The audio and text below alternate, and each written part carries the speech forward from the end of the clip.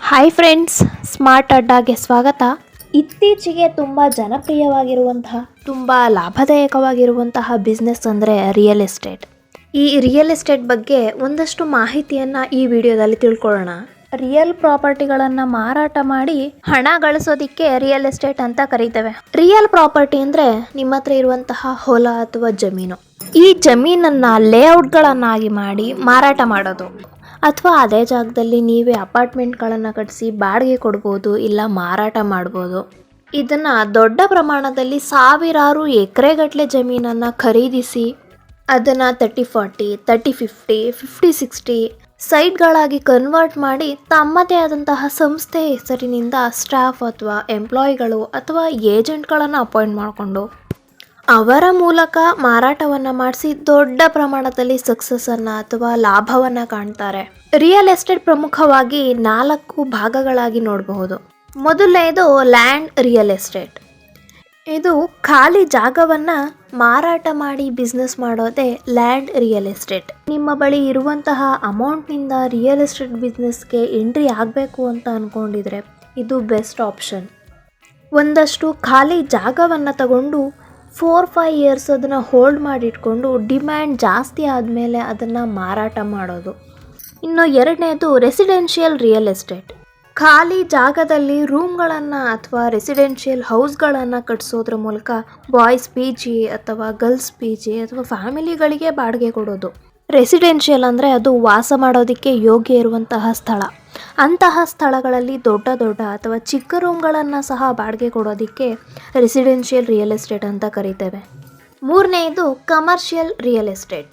ಖಾಲಿ ಜಾಗದಲ್ಲಿ ಅಪಾರ್ಟ್ಮೆಂಟ್ ಅಥವಾ ರೂಮ್ಗಳನ್ನು ಕಟ್ಟಿಸೋ ಬದಲು ಒಂದು ವ್ಯವಹಾರವನ್ನು ನಡೆಸುವಂತಹ ಆಫೀಸ್ಗಳನ್ನು ಕಟ್ಟಿಸಿ ಬಾಡಿಗೆ ಅಥವಾ ಮಾರಾಟ ಮಾಡೋದು. ಇಂತಹ ಸ್ಥಳಗಳಿಗೆ ಒಬ್ಬ ಲಾಯರು, ಡಾಕ್ಟರು ಅಥವಾ CA ಓದಿರೋರು ಯಾವುದೋ ಕಂಪ್ನಿ ಬ್ರ್ಯಾಂಚ್ ಓಪನ್ ಮಾಡೋದಕ್ಕೋ ಅಥವಾ ಬ್ಯಾಂಕ್ಗಳನ್ನು ಓಪನ್ ಮಾಡೋದಕ್ಕೋ ಬಾಡಿಗೆಗೆ ತಗೋತಾರೆ. ಇಲ್ಲ ಅದನ್ನು ಮಾರಾಟ ಮಾಡೋದನ್ನೇ ಸಹ ಕಮರ್ಷಿಯಲ್ ರಿಯಲ್ ಎಸ್ಟೇಟ್ ಅಂತ ಕರಿತೇವೆ. ಇನ್ನು 4ನೇದು ಇಂಡಸ್ಟ್ರಿಯಲ್ ರಿಯಲ್ ಎಸ್ಟೇಟ್. ಖಾಲಿ ಜಾಗದಲ್ಲಿ ದೊಡ್ಡದಾಗಿ ಬಿಲ್ಡಿಂಗ್ಗಳನ್ನು ಕಟ್ಟಿಸಿ ರೆಂಟ್ ಅಥವಾ ಸೇಲ್ಗೆ ಕೊಡ್ಬೋದು. ದೊಡ್ಡ ಕಂಪ್ನಿಗಳಿಗೆ ಕಾರ್ಖಾನೆಗಳನ್ನು ಶುರು ಮಾಡೋದಿಕ್ಕೆ ಮಾರಾಟ ಮಾಡ್ಬೋದು, ಇಲ್ಲ ಬಾಡಿಗೆ ಕೂಡ ಕೊಡ್ಬೋದು. ತುಂಬ ಫೇಮಸ್ ಆಗಿರುವಂತಹ ರಿಯಲ್ ಎಸ್ಟೇಟ್ ಕಂಪ್ನಿಗಳಾದಂತಹ Godrej properties, Tata housing, Bhima properties, Arvind properties, Shri Sai real estate ಎಲ್ಲ ಕಂಪನಿಗಳು ಹಲವಾರು ಜಾಹೀರಾತುಗಳಲ್ಲಿ BMRDA approved, MUDA approved, RERA approved, BMIC approved ಸೈಟ್ಗಳು ಅಂತ ಅಡ್ವರ್ಟೈಸ್ ಕೊಡ್ತಾನೆ ಇರ್ತಾರೆ. ಹಿಂಗಂದ್ರೆ ಇದರ ಅರ್ಥ ಏನು ಅಂತ ನೋಡೋಣ ಫ್ರೆಂಡ್ಸ್. ನಮ್ಮ ಸರ್ಕಾರ ಯಾವ ರೀತಿ ಕಂದಾಯ ಇಲಾಖೆ, ಶಿಕ್ಷಣ ಇಲಾಖೆ, ಪ್ರವಾಸೋದ್ಯಮ ಇಲಾಖೆ, ಕುಟುಂಬ ಕಲ್ಯಾಣ ಇಲಾಖೆ ಈ ಥರ ಹಲವಾರು ಇಲಾಖೆಗಳಿಗೆ ಅವರದೇ ಆದಂತಹ ಕೆಲಸ ಕಾರ್ಯಗಳನ್ನು ಹಂಚಿಕೆ ಮಾಡಿ ಹೇಗೆ ಕಾರ್ಯನಿರ್ವಹಿಸ್ತಾ ಇದೆಯೋ ಹಾಗೆ ರಿಯಲ್ ಎಸ್ಟೇಟ್ ಅಂತ ಬಂದಾಗ ನಮ್ಮ ಸರ್ಕಾರ ಒಂದು ಕಾಯ್ದೆಯನ್ನು ರೂಪುಗೊಳಿಸಿ ಇದರ ಮೂಲಕ ರಿಯಲ್ ಎಸ್ಟೇಟ್ ಬಿಸ್ನೆಸ್ಸನ್ನು ಕಂಟ್ರೋಲ್ ಮಾಡ್ತಾ ಇದೆ. ಅದು ಯಾವುದೇ ಒಂದು ಇಲಾಖೆ ಅಲ್ಲ, ಅದು ಒಂದು ಕಾಯ್ದೆ ಆಗಿರುತ್ತೆ. ಆ ಕಾಯ್ದೆನೇ ರೆರಾ ಕಾಯ್ದೆ. ರೆರಾ ಅಂದರೆ ರಿಯಲ್ ಎಸ್ಟೇಟ್ ರೆಗ್ಯುಲೇಟರಿ ಅಥಾರಿಟಿ, ಕನ್ನಡದಲ್ಲಿ ರಿಯಲ್ ಎಸ್ಟೇಟ್ ನಿಯಂತ್ರಣ ಪ್ರಾಧಿಕಾರ. ಇದನ್ನು ರಿಯಲ್ ಎಸ್ಟೇಟ್ನಲ್ಲಿ ನಡೆಯುವಂತಹ ಮೋಸ, ಹಲವಾರು ಜಗಳ, ಕಲಹಗಳನ್ನು ನಿಯಂತ್ರಿಸುವ ಸಲುವಾಗಿಯೇ 2016ರಲ್ಲಿ ಭಾರತ ಸರ್ಕಾರ ರೇರಾ ಆ್ಯಕ್ಟನ್ನು ಜಾರಿಗೆ ತಂದಿದೆ. 500 ಚದರ ಮೀಟರ್ಗಳಿಗಿಂತ ಹೆಚ್ಚಾಗಿ ಬಿಸ್ನೆಸ್ ನಡೆಸುವಂತಹ ಎಲ್ಲ ರಿಯಲ್ ಎಸ್ಟೇಟ್ ಪ್ರಾಜೆಕ್ಟ್ಗಳು ಸಹ ಆಯಾ ರೇರಾ ಪ್ರಾಧಿಕಾರಗಳಲ್ಲಿ ನೋಂದಾಯಿಸ್ಕೊಳ್ಬೇಕಾಗಿರುತ್ತೆ. ಈ ರೇರಾ ಅಂಡರ್ನಲ್ಲಿ ಬರೋದೇ BDA, BMRDA, MUDA, TUDA, BIAPA.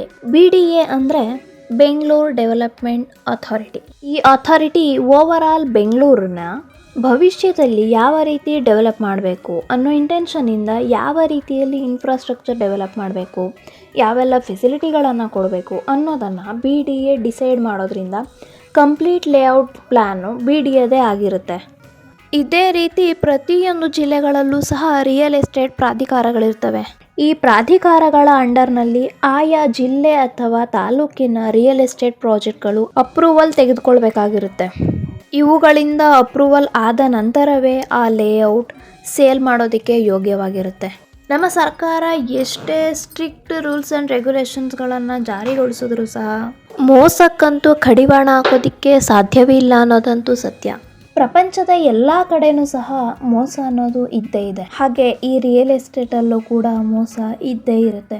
ಈ ರಿಯಲ್ ಎಸ್ಟೇಟ್ ಕಂಪ್ನಿಗಳು ಯಾವ ಥರ ಮೋಸ ಮಾಡ್ತಾರೆ ಅನ್ನೋ ವಿಚಾರ ನಮಗಂತೂ ಕೆಲವೊಂದ್ಸಲ ಗೊತ್ತೇ ಆಗಲ್ಲ. ಪ್ರಮುಖವಾಗಿ ರೇಟ್ ಮತ್ತು ಅಪ್ರೂವಲ್. ನಾವು ಸೈಟ್ಗಳನ್ನು ಖರೀದಿ ಮಾಡುವಾಗ ಇವೆರಡು ವಿಚಾರಗಳಲ್ಲಿ ಮೋಸ ಆಗುವ ಸಂಗತಿಗಳು ಹೆಚ್ಚು.